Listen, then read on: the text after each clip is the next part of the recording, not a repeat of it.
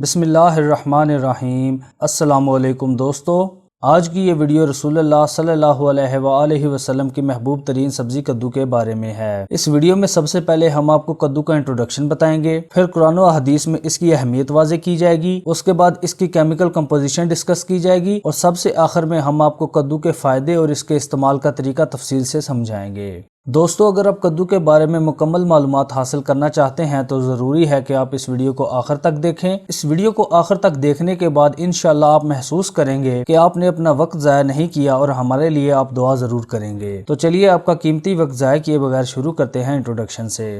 قرآن مجید میں کدو کو یقطین کے نام سے پکارا گیا ہے۔ یہ ایک عام سبزی ہے جو کہ دنیا بھر میں کاشت کی جاتی ہے۔ چونکہ اس کے پھل کا وزن زیادہ ہوتا ہے، اس لیے یہ ایک بیل کے ساتھ لگتی ہے جو زمین پر رینگتی ہے۔ زرعی قسم کے علاوہ اس کی ایک جنگلی قسم بھی ہوتی ہے، لیکن وہ ذائقے میں کڑوا اور سائز میں عام کدو سے بہت بڑا ہوتا ہے۔ اگرچہ عام کاشت کیے جانے والے کدوؤں میں بھی کڑوے کدو ہوتے ہیں، لیکن ان کی تعداد بہت کم ہے۔ برصغیر پاک و ہند میں کدو بڑے شوق سے کھایا جاتا ہے۔ اس کو سبزی، رائتہ، کھیر، مربہ اور حلوہ میں استعمال کیا جاتا ہے۔ اگر ہم کوئی بھی سبزی ضرورت سے زیادہ کھا لیں تو اس کے بعد معدے پر بوجھ رہتا ہے اور پیٹ بھرا بھرا سا محسوس ہوتا ہے، لیکن کدو وہ واحد سبزی ہے کہ اگر اسے ضرورت سے زیادہ کھا لیا جائے تو معدے پر بالکل بھی بوجھ نہیں پڑتا اور یہ بہت جلد ہضم ہو جاتا ہے۔ دوستوں، انٹروڈکشن کے بعد جان لیتے ہیں کہ قرآن و حدیث میں کدو کی کیا اہمیت ہے۔ حضرت یونس علیہ السلام کے آزمائش کو اللہ پاک قرآن پاک میں اس طرح بیان کرتے ہیں: پھر ہم نے ڈال دیا ان کو کھلے میدان میں، جبکہ وہ بیمار اور کمزور تھے۔ ان کے اوپر ہم نے کدو کی بیل اگا دی۔ ان کو ہم نے معمور کیا 1,00,000 یا اس سے بھی زیادہ افراد پر، پس وہ لوگ جو ایمان لائے، اور ہم نے ان کو فیضیاب کیا ایک عرصہ تک۔ حضرت انس بن مالک رضی اللہ تعالیٰ عنہ روایت فرماتے ہیں کہ ایک درزی نے نبی صلی اللہ علیہ وآلہ وسلم کے کھانے کی دعوت کی۔ میں آپ صلی اللہ علیہ وسلم کے ساتھ گیا۔ اس درزی نے جو کی روٹی اور سوکھے گوشت کے سالن میں کدو پیش کیا۔ میں نے دیکھا کہ نبی کریم صلی اللہ علیہ وآلہ وسلم تھالی کے اطراف سے کدو کے ٹکڑے تلاش کر کے کھاتے تھے۔ اس دن کے بعد مجھے کدو سے محبت ہو گئی۔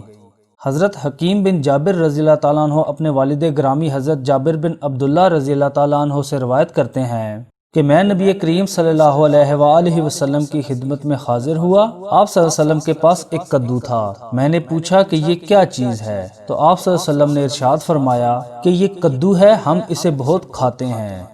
حضرت انس بن مالک رضی اللہ تعالیٰ عنہ بیان کرتے ہیں کہ نبی کریم صلی اللہ علیہ وآلہ وسلم کدو سے محبت کرتے تھے۔ حضرت عطا بن ابی رباح رضی اللہ تعالیٰ عنہ روایت کرتے ہیں کہ رسول اللہ صلی اللہ علیہ وآلہ وسلم نے فرمایا: تمہارے لیے کدو موجود ہے، وہ عقل کو بڑھاتا اور دماغ کو طاقت دیتا ہے۔ حضرت انس بن مالک رضی اللہ تعالیٰ عنہ روایت کرتے ہیں کہ رسول اللہ صلی اللہ علیہ وآلہ وسلم نے فرمایا: کدو دماغ کو بڑھاتا اور عقل میں اضافہ کرتا ہے۔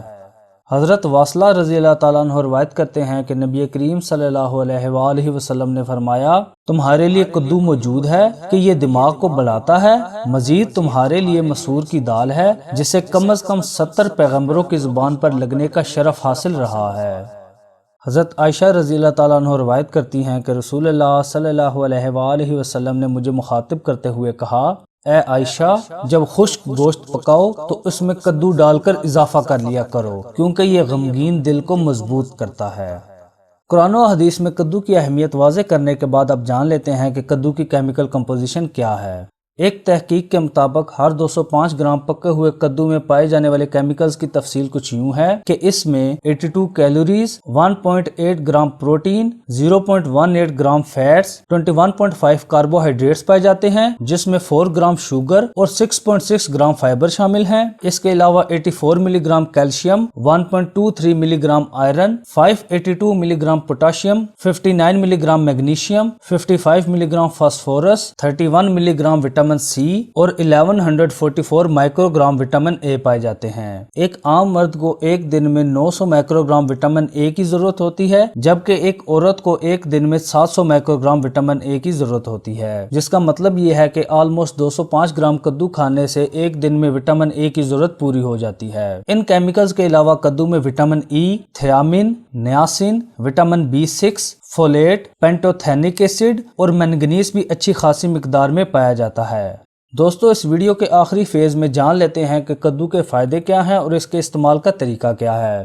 آپ کو بتاتے چلیں کہ آپ کے سبسکرائب کرنے سے ہماری حوصلہ افزائی ہوتی ہے، اس لیے ہمارے چینل کو سبسکرائب کریں اور اس ویڈیو کو ضرور شیئر کریں تاکہ زیادہ سے زیادہ لوگ اس سے فائدہ حاصل کر سکیں۔ کدو ایک ہلکی غذا ہے جو خود جلد ہضم ہوتا ہے اور اس دوران کسی قسم کی مشکل پیدا نہیں کرتا۔ خود جلد ہضم ہونے کے ساتھ یہ دوسری غذاؤں کو ہضم کرنے میں مدد کرتا ہے۔ بخار کے مریضوں کے لیے یہ بے حد مفید ہے۔ یہ بخار میں مبتلا کو آرام اور سکون دیتا ہے۔ کدو کو سرکہ اور مرمکی کے ساتھ ملا کر کھانے سے جسم کے غلیظ مادے نکل جاتے ہیں۔ اگر اسے بہی یعنی سفید جل کے ساتھ پکا کر کھایا جائے تو جسم کو عمدہ غذائیت اور توانائی مہیا کرتا ہے۔ بہی ایک ایسا پھل ہے جو شکل و صورت میں امرود سے ملتا جلتا ہے، لیکن اس میں غذائیت امرود سے تھوڑی کم ہوتی ہے۔ کدو اگر قابض چیزوں کے ساتھ کھایا جائے تو یہ قابض ہے، لیکن اگر گوشت یا دال مسور کے ساتھ کھایا جائے تو یہ قبض کشا ہے۔ یہ پیاس کو کم کرتا ہے، گرمی کے سر درد کو دور کرتا ہے۔ بخار توڑنے کے لیے کدو کو کھلانے اور اس کو کاٹ کر جسم پر پھیرنے سے کوئی دوائی بہتر نہیں۔ کدو کو پکا کر اس کا پانی شہد ملا کر دینے سے بلغم نکل جاتی ہے۔ کدو پیٹ کو نرم کرتا ہے اور پیشاب آور ہے۔ اس کو نمک یا رائی کے ساتھ ملا کر پکانے سے اس کے سائیڈ ایفیکٹس ختم ہو جاتے ہیں۔ کدو کے پانی کی کلیاں کرنے سے مسوڑوں کا ورم جاتا رہتا ہے۔ اس کا چھلکا پیس کر کھانے سے آنتوں اور بواسیر سے آنے والا خون بند ہو جاتا ہے۔ جگر کی سوزش میں کدو کا مربہ بہت مفید ہے۔ کدو کی بیل کے پتے ابال کر چینی ملا کر پینے سے یرقان میں فائدہ ہوتا ہے۔ کدو کے بیج ٹھنڈے ہوتے ہیں اور سر درد کو دور کرتے ہیں۔ کدو کا تیل سر پر ملنے سے بہت گہری اور پیاری نیند آتی ہے۔ کدو کی ڈنڈی کا وہ حصہ جو پھل کے ساتھ ہوتا ہے اسے کاٹ کر سکھا لیا جائے۔ اگر کسی کو زہریلا کیڑا کاٹ جائے تو اس کو یہ شہد میں ملا کر بار بار چٹایا جائے یا اس کو کاٹنے والی جگہ پر لگایا جائے تو وہ ٹھیک ہو جاتا ہے۔ کدو پیٹ کی تذابیت میں بہت مفید ہے۔ مریض کو کم مرچ کے ساتھ کئی دن تک کدو کا سالن کھلانے سے آنتوں کی جلن ٹھیک ہو جاتی ہے۔ کدو کے پھل کو سرکہ میں ملا کر پیروں پر لگانے یا اس کو کھانے سے پیروں کی جلن ٹھیک ہو جاتی ہے۔ دوستوں، امید ہے یہ ویڈیو آپ کے لیے مددگار ثابت ہوگی۔ ہمارے چینل کو سبسکرائب کرنے کے ساتھ ساتھ اس ویڈیو کو لائک اور شیئر ضرور کیجیے گا۔ ملتے ہیں اپنی نئی ویڈیو کے ساتھ، تب تک کے لیے اللہ نگہبان۔